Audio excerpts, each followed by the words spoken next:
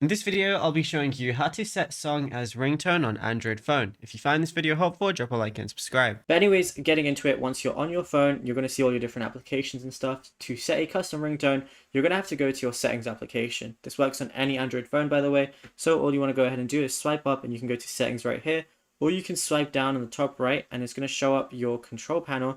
And then what you want to do, once the control panel is shown, press the settings wheel icon on the top right. You're going to see a lot of different things here, but you want to scroll down until you're in sounds and vibration right under modes and routines. Click on that.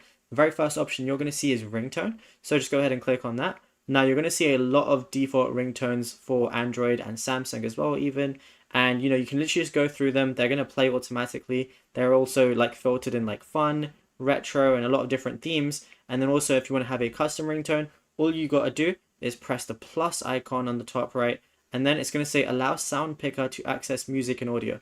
So obviously if you want a custom ringtone, you can literally select any music that you have downloaded on your Android or Samsung. So I will just like click this one right here, or I can click this one, and then that's it. You'll be good to go. And then just press done on the top right, and that's it. Now it says custom, and then it shows what custom one it is, and then that's it.